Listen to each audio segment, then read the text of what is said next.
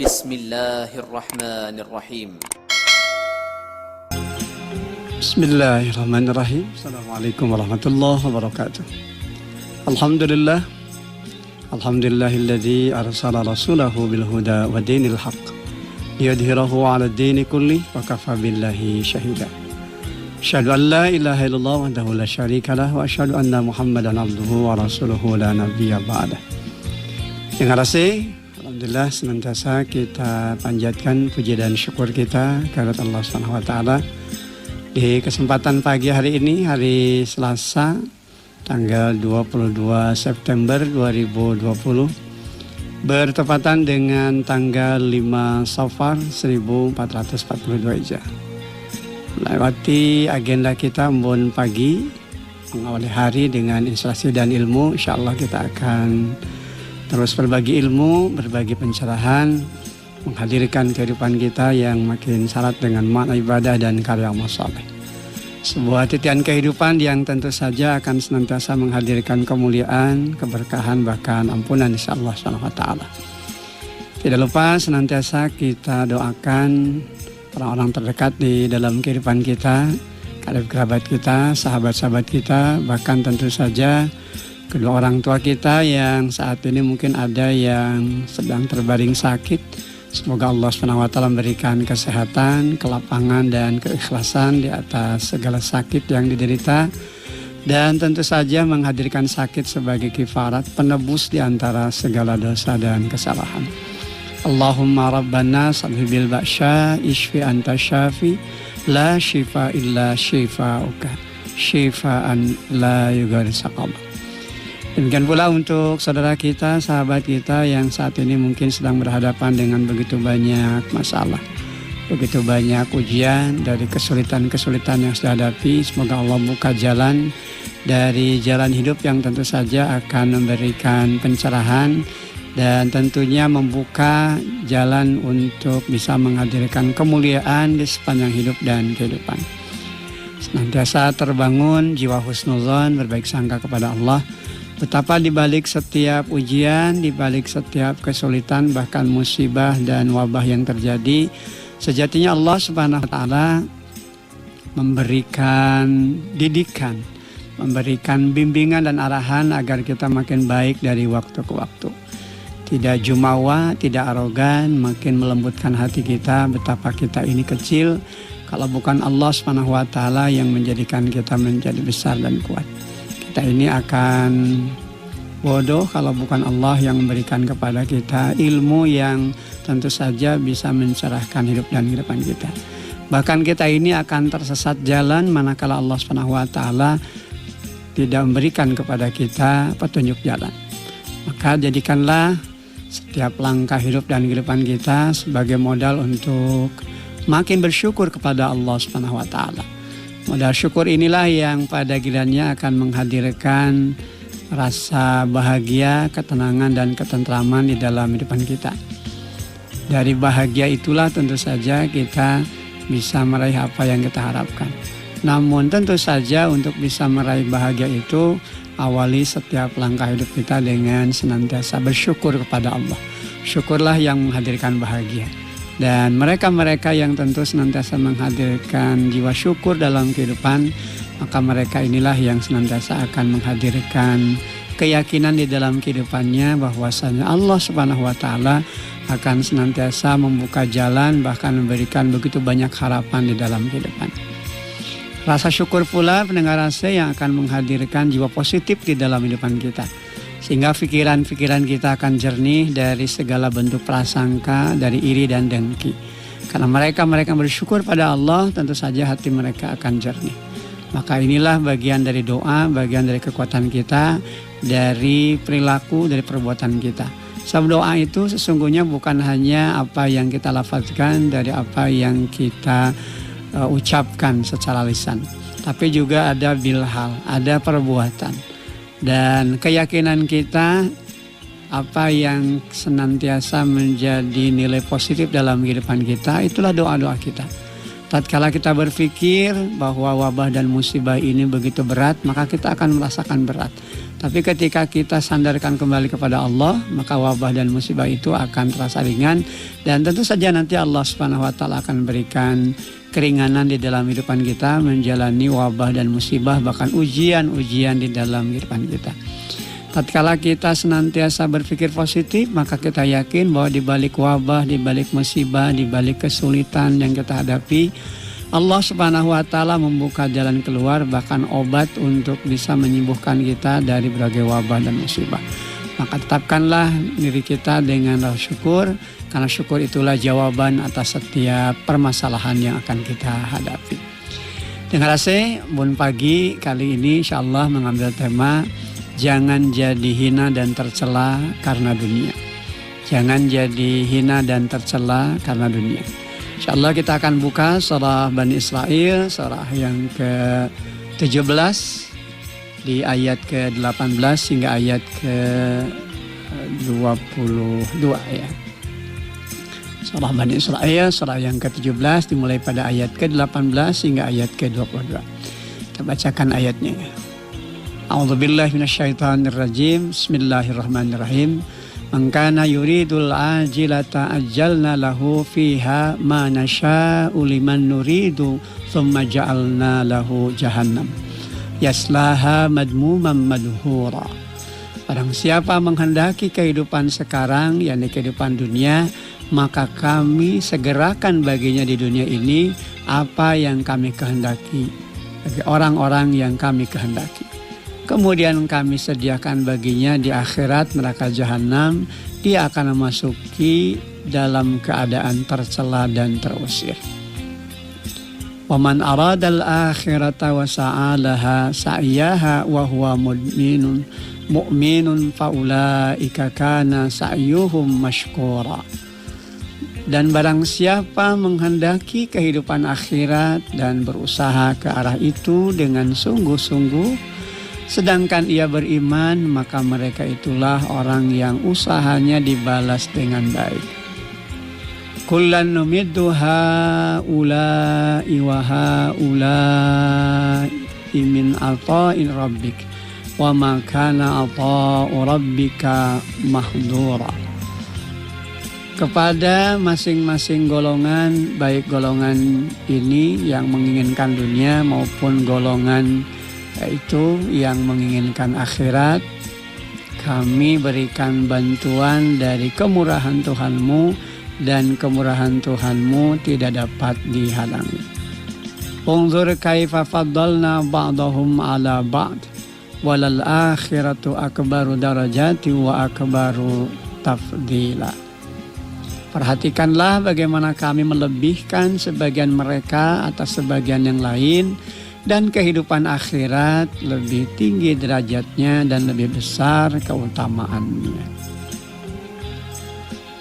La taj'al ma'allahi ilahan akhar fataq'uda madmuman makhdula. Janganlah engkau mengadakan Tuhan-Tuhan yang lain di samping Allah, nanti engkau menjadi tercela dan terhina. Ngerasa inilah ayat yang bisa kita perhatikan dan apa yang kita baca di surah Bani Israel, surah yang ke-17 ya, pada ayat ke-18 hingga ayat ke-22. Di setiap ayat yang kita baca, sejatinya Allah Subhanahu wa Ta'ala memberikan bimbingan, memberikan arahan bagi setiap hamba yang beriman dan menjalankan ketaatannya kepada Allah, bahwasanya bagi mereka akan mendapatkan kehidupan yang makin terang dan makin jelas, sehingga tentu saja mereka tidak dibuat silau oleh keadaan. Pada ayat ke-18 di surah Bani Israel, Allah SWT memberikan gambaran tentang dampak buruk dari kehidupan manusia yang terus-menerus hidupnya hanya disibukkan dengan urusan dunianya, sehingga kemudian mati-matian di dalam memperjuangkan kehidupan dunia, sehingga mereka melupakan kehidupan akhirat. Dan mereka-mereka yang seperti ini tentu saja pada ujung perjalanan kehidupannya hanya akan berhadapan dengan kehinaan dan menjadi tercela, karena berada di dalam neraka jahanam Dan ini tentu saja merupakan gambaran tentang keburukan. Apa yang dikejar dari apa yang menjadi tujuan hidupnya ketika dunia yang hanya menjadi sandaran dan harapannya, maka pada ujung-ujungnya hanya menjadi kesia-siaan, hanya menjadi tercela bahkan terusir di dalamnya. Angkana yuridul ajilata ajalna lahu fiha ma nasya'u liman nuridu thumma ja'alna lahu jahannam yaslaha madmuman madhura. Barang siapa menghendaki kehidupan sekarang, kehidupan dunia, maka kami segerakan baginya di dunia ini apa yang kami kehendaki bagi orang-orang yang kami kehendaki. Kemudian kami sediakan baginya di akhirat neraka jahanam, dia akan memasukinya dalam keadaan tercela dan terusir. Nah, inilah gambaran mereka-mereka yang ketika hidup lebih fokus kepada urusan dunia sampai kemudian lupa bahwa esensi kehidupan ini pada akhirnya tentu saja harus mereka arahkan juga pada kehidupan akhirat, di mana mereka nanti akan melewati bentangan masa dari kehidupan yang panjang, dari apa yang tentu harus mereka pertanggungjawabkan di hadapan Allah Subhanahu wa Ta'ala. Apa yang tergambar pada ayat ke-18 di surah Bani Israil ini tentu saja ini memberikan bimbingan bagaimana Allah Subhanahu wa Ta'ala mengelompokkan manusia itu ke dalam dua kelompok atau dua golongan. Yakni golongan yang mencintai kehidupan dunia dan amat sangat mencintainya, sampai kemudian mereka mati-matian berjuang untuk bisa mendapatkan kehidupan dunianya. Dan golongan yang kedua adalah mereka yang mencintai kehidupan akhirat, sehingga mereka terus berjuang untuk akhiratnya, dan tentu saja mereka akan mendapatkan apa yang menjadi kemuliaan di sepanjang hidup dan kehidupannya.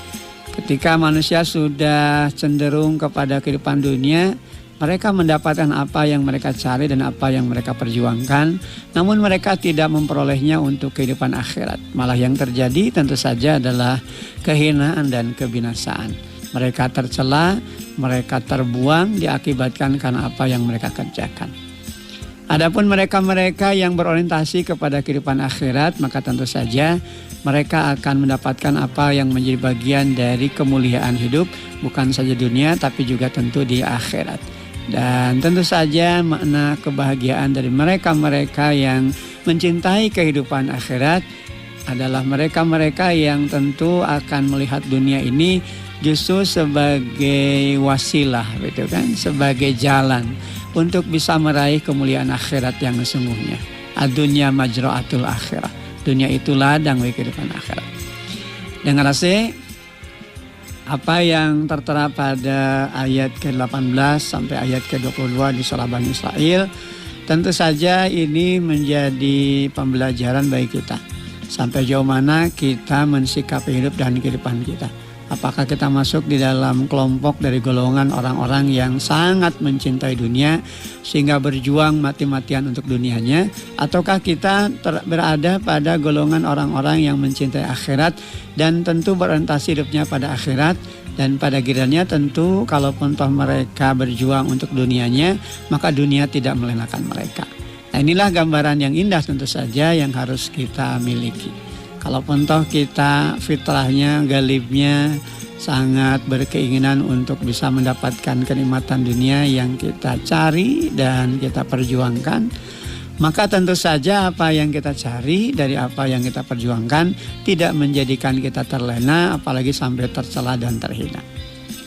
Gambarkan, bayangkan bagaimana ayat ke-18 ini memberikan sebuah peringatan berharga. Saat harta membuatnya jadi terbelenggu, sehingga hidupnya lebih berorientasi pada dunianya, pada urusan pangkat, gitu kan, pada urusan jabatan, pada urusan popularitas, pada tujuan-tujuan yang lebih mengarah kepada kesenangan sementara waktu. Sehingga hartanya justru malah gagal mengantarkannya pada puncak keridhaan sisi Allah Subhanahu wa Ta'ala. Jabatannya gagal mengantarkannya pada puncak keridhaan sisi Allah Subhanahu wa Ta'ala. Bahkan popularitas dirinya pun justru malah kandas dan gagal mengantarkan dirinya pada puncak keridhaan sisi Allah Subhanahu wa Ta'ala. Maka tentu betapa hina, betapa tercelanya karakter manusia seperti ini. Yang rasa harta sejatinya justru harus bisa memuliakan kita tatkala kita kembali kepada Allah. Demikian juga pangkat jabatan kita, popularitas yang ada dalam kehidupan kita. Dari apa yang selama ini kita cari, dari apa yang selama ini kita perjuangkan. Manakala itu semua justru menjadikan kita hina dan tercela, berarti ada langkah hidup kita yang keliru. Nah, pada ayat ke-19 Allah Subhanahu wa taala memberikan gambaran kebalikan dari ayat ke-18.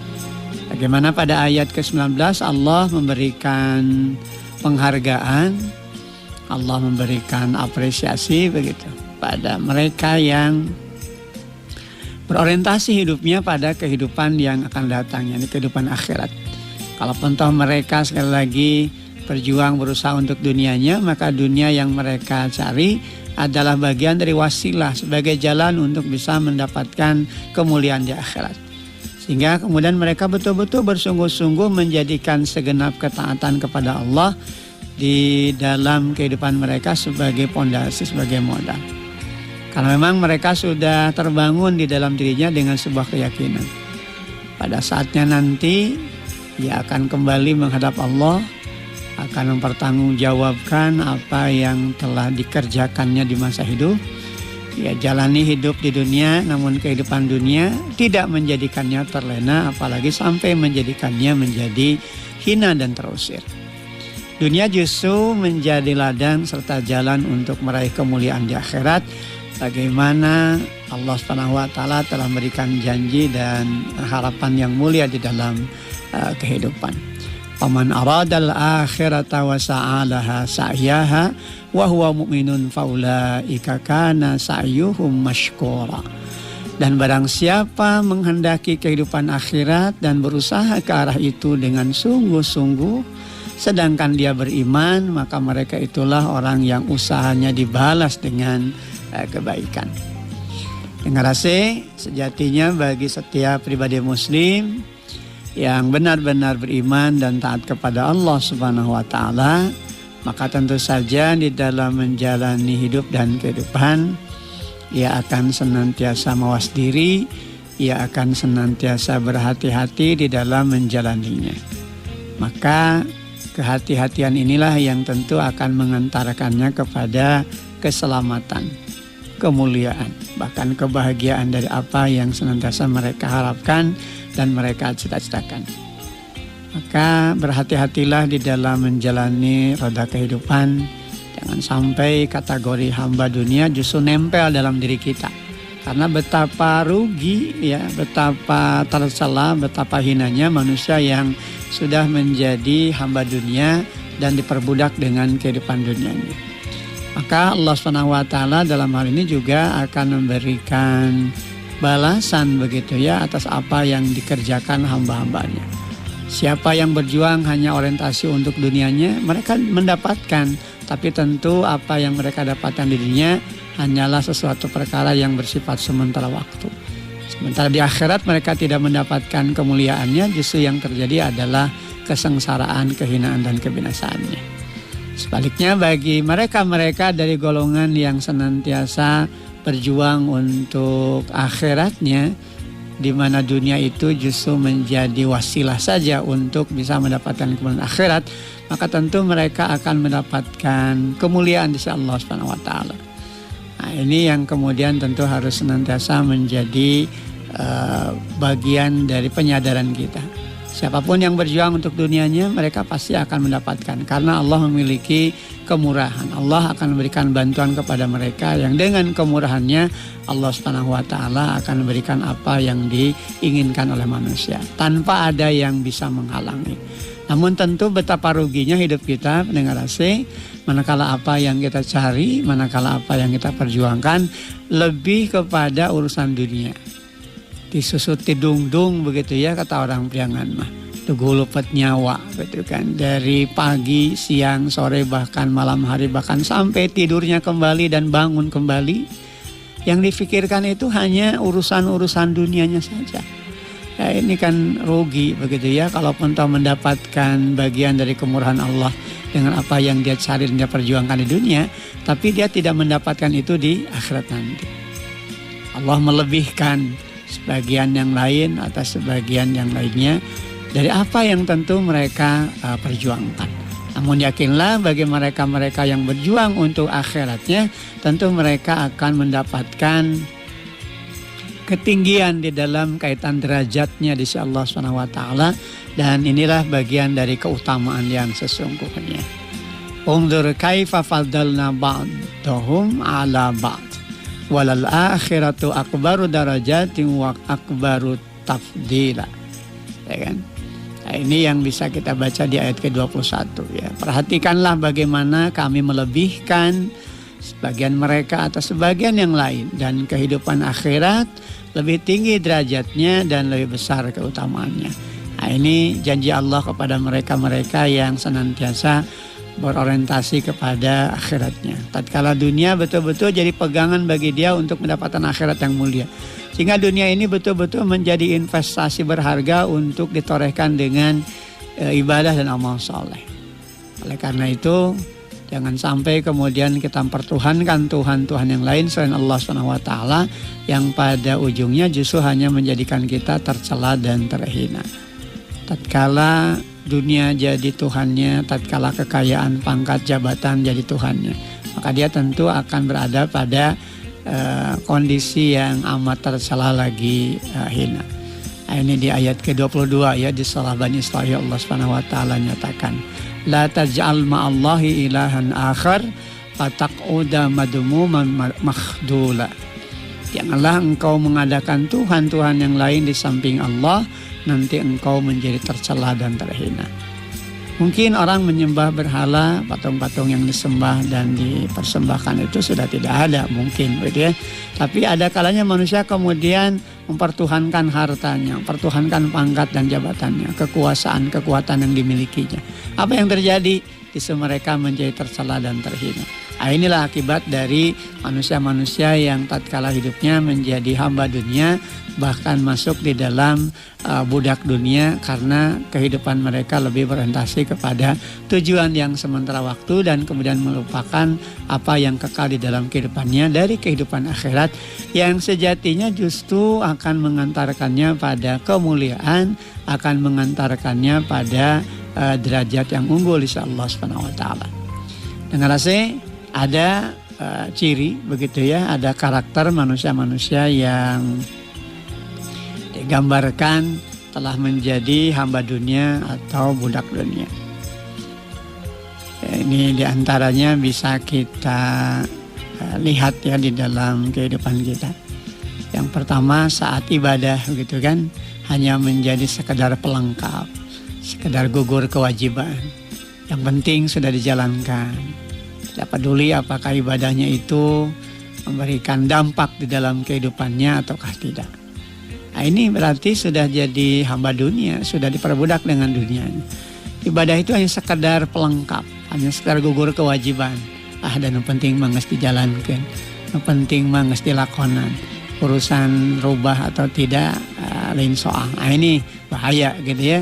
Justru ibadah yang dijalankan di dalam kehidupan kita sejatinya harus bisa menghadirkan perubahan yang makin baik dalam kehidupan kita, bukan sebaliknya. Malah kemudian tidak ada bedanya antara mereka yang beribadah dengan mereka yang tidak beribadah. Karena nilai-nilai ketaatan, nilai-nilai ketundukan dan kepatuhan kepada Allah inilah yang sejatinya justru akan mengantarkan kita pada kemuliaan dari derajat hidup yang tentu berbeda dengan mereka-mereka yang ingkar kepada Allah Subhanahu wa taala. Kemudian ini yang kedua, nauzubillah min dzalik ya, kesibukannya dengan urusan dunia sampai-sampai melalui pergantian waktu dari hari-hari yang dijalaninya tanpa membuka dan membaca Al-Quran. Ya, mengerikan begitu ya kalau orang sudah tidak lagi membuka Al-Quran, tidak lagi membaca Al-Quran, saking kusibukna gitu kan, urusan dunia dulu lepet nyawa. Isuk jedur bikin kasar jeder, terus saja yang ada di dalam pikirannya, yang ada dalam benaknya, bagaimana target-target dunia bisa terpenuhi sehingga pundi-pundi hartanya makin bertambah gitu kan. Nah, sementara justru ada yang ditinggalkan dalam kehidupannya, Al-Quran, bacaan mulia yang tatkala dibaca membawanya kepada ketenangan batinnya, yang tatkala dibaca makin menyadarkan dirinya untuk makin takarub kepada Allah Subhanahu wa taala, makin terbimbing, makin terarahkan. Namun kalau orang sudah dilenahkan dengan kehidupan dunia, kesibukannya yang luar biasa itu sampai-sampai kemudian menjadikan pergantian waktu dari hari-hari yang dijalaninya itu tanpa membuka Al-Quran, tanpa membaca Al-Quran. Sehingga bagaimana mungkin hatinya terbuka melihat kondisi, melihat keadaan. Karena memang ya sudah tertutup dengan pikirannya untuk target-target dunianya. Nah, ini cermin atau gambaran manusia kalau sudah jadi hamba dunia, ya kan? Jadi saat ibadah hanya menjadi sekadar pelengkap, sekadar gugur kewajiban. Kemudian kesibukannya dengan urusan dunia sampai-sampai melalui pergantian waktu dari hari-hari yang dijalaninya tanpa membuka dan membaca Al-Quran. Maka paling tidak lewat agenda Mun Pagi ada inspirasi berharga dari ayat demi ayat yang kita baca. Ya, sasireun sabenyeureun tentu dari apa yang senantiasa kita kaji tentu akan memberikan pencerahan. Luar biasa Al-Quran memberikan kepada kita petunjuk, pedoman, bahkan jalan cahaya. Sehingga betapa rugi, betapa hina, bahkan tercela mereka-mereka yang tidak pernah mau membuka dan baca Al-Quran. Karena di dalam Al-Quran sejatinya kita menemukan jawaban atas berbagai persoalan di dalam kehidupan. Terbangunnya nilai-nilai positif dalam kehidupan sehingga tidak mudah dibuat resah dengan keadaan. Tara loba kasieun gitu kan di dalam menjalani hidup. Kenapa? Yakin kepada Allah. Allah yang Maha mengatur hidup dan kehidupannya. Telah ada ketetapan dari kadar hidup yang tentu Allah atur pada kita. Sehingga kemudian kalau mereka sudah menjadi hamba dunia, ini yang ketiga yang akan muncul, akan marah gitu ya, akan tersinggung, tidak nyaman diri, ya kan? Saat ada yang mengingatkan pada nilai-nilai kebenaran. Ketika orang mengingatkan untuk berpikir positif, malah kemudian berburuk sangka, ya jelema teh ngewa ka urang, jelema ini iri, tidak ada keinginan untuk lurus ya dalam hidupnya, jadi terus aja negatif thinking dalam hidupnya, rugi kalau sudah begitu. Jadi ketika manusia marah akan nasihat yang diberikan, akan peringatan yang disampaikan agar dia betul-betul hidup di dalam kebenaran, nah ini berarti gambaran dia sudah menjadi hamba dunia, begitu ya, sudah tergelincir hidupnya pada kehidupan yang temporal, kehidupan yang sementara waktu. Jadi seharusnya justru jangan marah, seharusnya tidak menjadi buruk sangka ketika ada orang mengingatkan. Karena ada orang yang mengingatkan, artinya orang itu sayang, artinya orang itu memberikan pencerahan di dalam kehidupan agar kita tidak dibuat lupa, agar kita tidak jadi lemah karenanya, justru harus makin kuat ya. Maka tentu kita berlindung diri ya, berhindar diri, mendengar AC. Jangan sampai kita masuk kategori orang-orang yang marah begitu ya ketika diingatkan, ketika marah tatkala diarahkan kepada nilai-nilai kebenaran. Menjadi marah ketika dibimbing untuk senantiasa berpikir positif. Justru seharusnya bahagia, lega hati ketika ada orang yang mengingatkan untuk senantiasa berpikiran positif di dalam hidup. Karena ketika berpikiran positif dalam hidup, maka tentu ini akan membangun jiwanya makin sehat. Ya, karena kan sesungguhnya juga apa yang dikatakan, apa yang ditulis itu bisa jadi kekuatan doa bagi kita.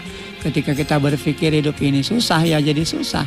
Ketika kita berpikir hidup itu mudah dan kemudian menjalaninya dalam ketaatan kepada Allah, maka tentu saja ini akan membentangkan dirinya pada nilai-nilai kemuliaan dari apa yang mereka harapkan.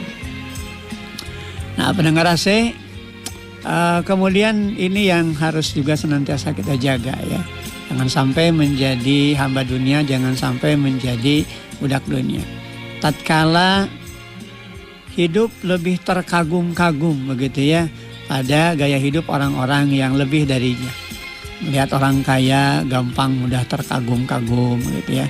Bukan pada ketaatannya tapi lebih kepada hartanya. Kalau kepada ketaatannya bagus begitu ya. Ini diantara perkara iri yang bahkan boleh dilakukan apa? Ketika melihat orang kaya itu dermawan, rajin infak dan sedekah. Iri dalam dirinya, kenapa? Iri bagaimana dia juga berjuang agar dia bisa berinfak, bersedekah sebagaimana orang kaya yang dengan kekayaannya dia tetap memiliki jiwa empati pada sesama. Ya, Ini kalau orang sudah kagum dengan kekayaan seorang tapi tidak menambah keimanan, tidak menjadikan dirinya kagum karena ketaatannya, lebih kepada hartanya, ini rugi gitu ya. Buat apa kagum dengan kekayaan kalau kemudian tidak merubah dirinya untuk makin baik dari waktu ke waktu. Kalaupun kemudian dia jadi berjuang untuk mencapai apa yang diinginkan tapi kemudian tidak berorientasi kepada akhiratnya, ya merugi. Jangan sampai terjadi kita kagum karena kekayaan seorang tapi tidak menambah perubahan dalam diri kita untuk makin baik dari waktu ke waktu. Apalagi sampai kemudian pada poin yang berikutnya ya, terus bersaing begitu ya untuk urusan dunia dan kemudian meraih cita-cita dunianya sehingga urusan akhirat terabaikan. Terus itu mengejar pengejaran dunianya. Kalau perlu kemudian sekolah ditinggikan begitu ya predikatnya, gelarnya.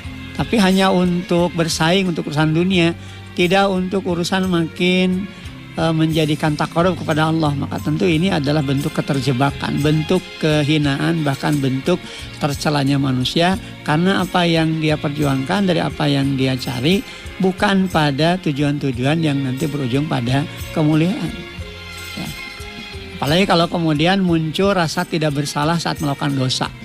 Nah ini ciri gitu ya, tanda bahwa seseorang itu sudah terjebak dengan kehidupan dunianya dan menjadi budak dunianya. Kalau orang merasa tidak bersalah saat melakukan dosa, malah enteng-enteng, malah kemudian membandingkan, dibandingkan jeung batur mah can sabaraha urang mah. Ini bahaya ini ya. Artinya apa? Artinya dia sudah merendahkan martabat dirinya. Gitu ya. Artinya dia sudah tidak lagi merasa takut akan pertanggungjawaban di sisi Allah Subhanahu wa taala. Ya, jangan sampai kemudian ada perasaan tidak bersalah saat melakukan dosa. Karena ciri orang bertakwa itu justru adalah mereka-mereka yang tatkala melakukan dosa dan walladzina idza fa'alu fahishatan aw dzalamu anfusahum dzakarullaha fastaghfiru linubihim amma yaghfiru dzunuba illallah wa lam yusirru ala ma fa'alu wa hum ya'lamun. Dan orang-orang yang apabila mereka melakukan perbuatan keji atau menganiaya diri mereka sendiri, mereka segera ingat kepada Allah. Kemudian mereka mohon ampun kepada Allah. Dan kemudian mereka yakin bahwa tidak ada yang bisa mengampuni dosa melainkan hanya Allah. Walam yusirru ala ma fa'alu wa hum ya'lamun. Dan mereka tidak mengulang dosa mereka sedangkan mereka mengetahui. Nah, ini sebagaimana tertera pada ayat ke-135 ya di surah Ali Imran. Jadi ciri orang takwa itu orang yang dia pernah melakukan kesalahan, namun teka jongjonan kata orang Sunda. Dia tidak terlena dengan dosanya. Segera ingat kepada Allah, mohon ampun kepada Allah, memperbaiki diri sehingga mengikuti keburukan-keburukan itu dengan kebaikan-kebaikan.